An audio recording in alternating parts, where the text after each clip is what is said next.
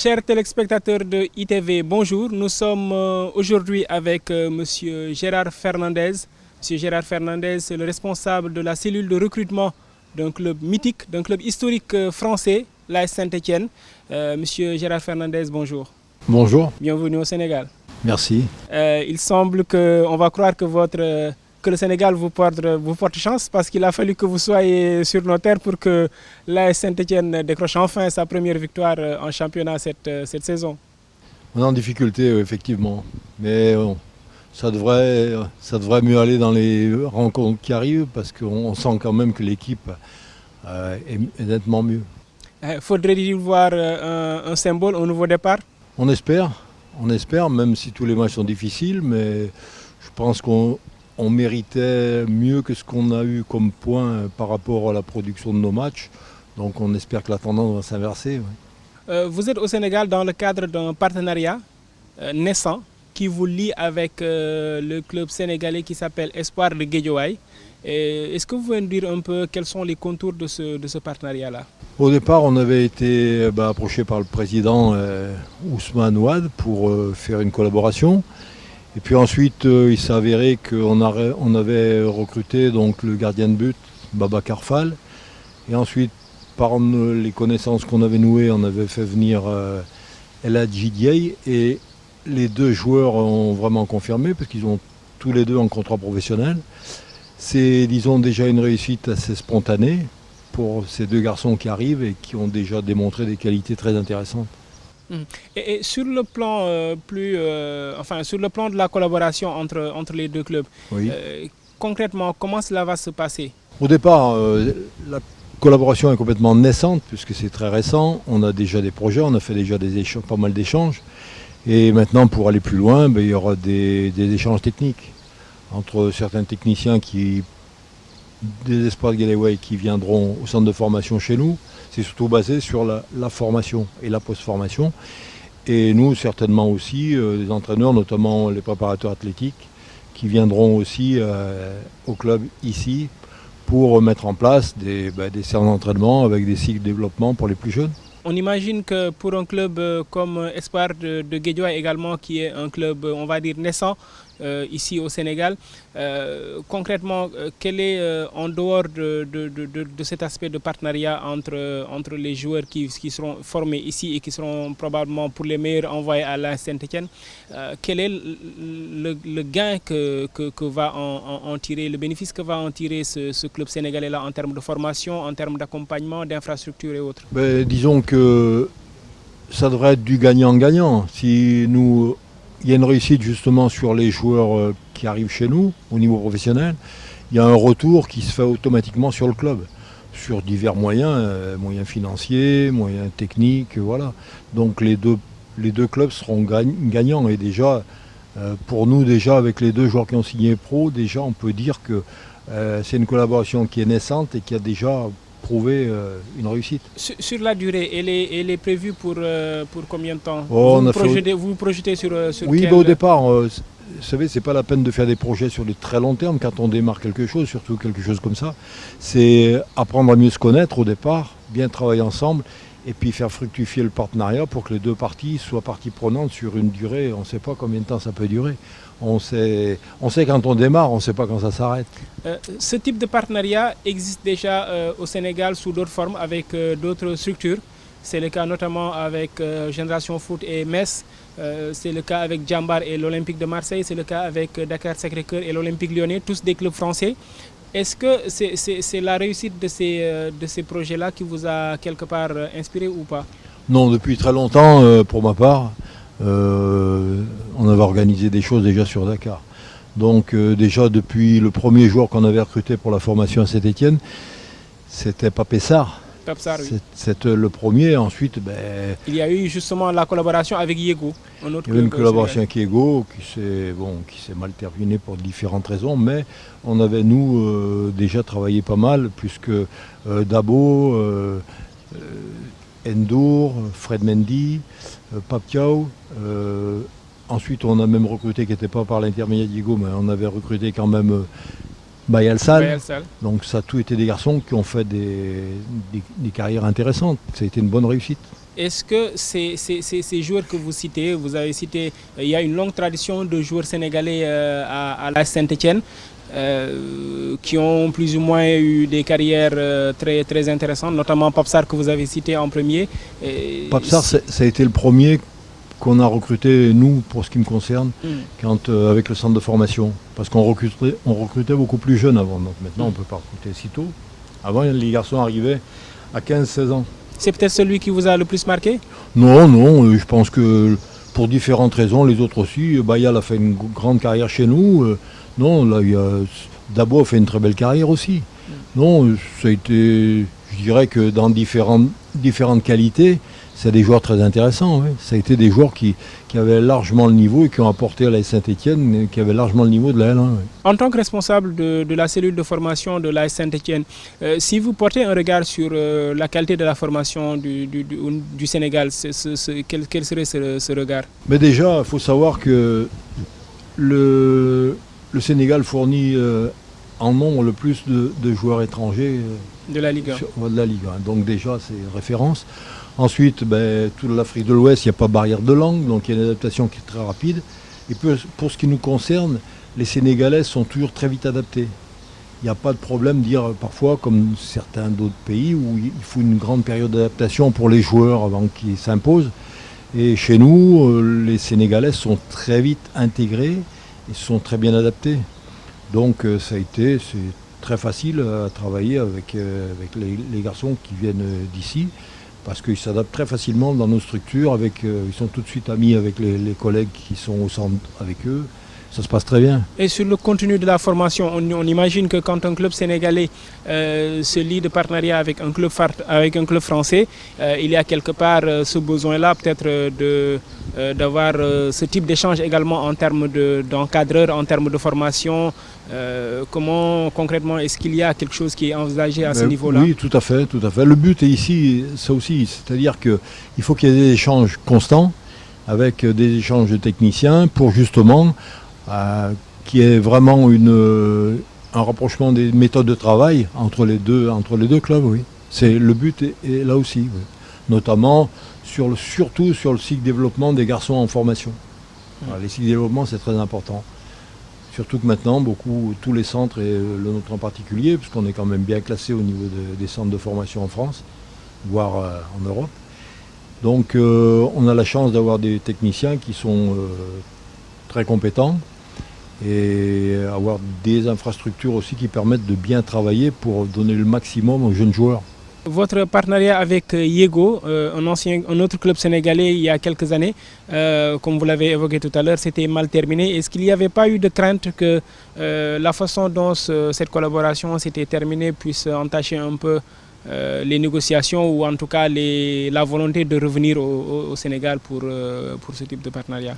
Non, justement, il ne faut pas, comme on dit, il ne faut pas mettre tout le monde dans le même sac. Il faut être logique aussi, même si on était un peu déçus comme ça s'est terminé avec Ego. Mais on sait très bien qu'il y a plein de gens très compétents au Sénégal qui travaillent bien dans les clubs. Et c'est pas parce qu'on peut avoir un échec quelquefois qu'il faut... C'est généralisé, il ne faut pas généraliser justement. Je vous fais part également quelque part des craintes au niveau local que peut-être le public peut avoir par rapport à ce type de partenariat qui commence à se généraliser.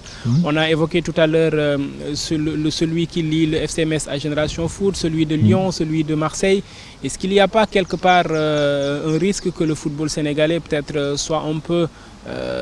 même s'il y a bien sûr quelque part ces clubs y tirent un intérêt, mais est-ce qu'il n'y a pas un risque que ces clubs-là puissent être un peu trop sous le joug de clubs français et de leurs intérêts? Non, je pense que nous, pour notre part, c'est un petit peu comment ça fonctionne sur les autres partenariats, mais pour nous justement, le club d'Espoir Guédiawaye est complètement indépendant dans son fonctionnement, voilà. À la limite, on fait un partenariat pour être gagnant-gagnant sur le plan technique et tout, mais ils n'ont pas besoin de nous. Donc il faut être très conscient de ça. On vient pas pour... On fait une collaboration pour que les deux parties soient parties prenantes et gagnantes. Donc c'est pas une histoire de... On vient pas pour piller ni rien. On vient pour apporter. Et nous aussi on apprend, parce que moi, depuis que je vis en Afrique, j'ai beaucoup appris aussi sur le fonctionnement du football africain. Voilà, il faut que les deux parties s'y retrouvent pour que ça fonctionne. L'une des principales difficultés rencontrées par les clubs ici au niveau local, c'est surtout sur le plan des infrastructures. À ce niveau, quelles seront les pistes par rapport à ce type de partenariat pour l'Espoir de Guédiawaye? Au départ, vu qu'on démarre, on n'en est pas au stade de l'infrastructure. On en est déjà à la collaboration humaine, on va dire. Parce que la réussite, encore une fois, c'est une histoire d'homme. Vous pouvez donner les meilleures structures au monde, si vous ne travaillez pas bien à l'intérieur, c'est pas ce qui en ressortira. Donc au départ, nous, on part sur une collaboration, sur le plan d'échange humain, sur le plan des techniciens et tout, pour justement essayer d'apporter voilà, ce qu'on peut apporter pour être beaucoup plus pointu en formation. Après, ça sera dans un deuxième temps, certainement, l'amélioration, avec le temps des structures aussi, bien sûr. Il faut des structures pour bien travailler. Concernant Saint-Étienne, est-ce que ce sera un projet pilote pour développer le même type de partenariat dans d'autres pays de la sous-région ou dans le continent africain tout simplement, ou est-ce que ce sera vraiment se concentrer uniquement sur ce projet-ci en Afrique? Je pense que déjà ça sera notre grosse priorité, c'est si jamais, pour le moment, c'est que ce partenariat qui est d'actualité. Et quand bien même il pourrait y en avoir un autre, ça serait pas sous la même forme, parce que je pense qu'on ne peut pas se disperser non plus. Quand on veut bien faire les choses, il faut vraiment s'en occuper, et après ça demande un investissement aussi. Un investissement humain, donc on ne peut pas faire ça partout. Les entraîneurs qui viendront ici et les techniciens des Espoirs Guédiawaye qui viendront au centre de formation, ça prend du temps, donc on ne va pas se disperser non plus, on ne peut pas faire des partenariats avec beaucoup de clubs, non, ça n'existe pas ça. On va recueillir l'avis du formateur que vous êtes. Quel regard portez-vous sur la sélection du Sénégal à l'heure actuelle? Je pense qu'il y a de très bons joueurs, la preuve c'est qu'il y en a qui jouent dans les meilleurs clubs européens. Donc c'est une très belle, on va dire très belle équipe. Après, les aléas des matchs, et surtout sur les compétitions comme la CAN et tout, même quand on a une bonne équipe, parfois les résultats font que le football aussi a on va dire, les choses qu'on ne maîtrise pas, malgré qu'on ait une bonne équipe. Mais au point de vue qualité de joueur pur, c'est une des très bonnes sélections.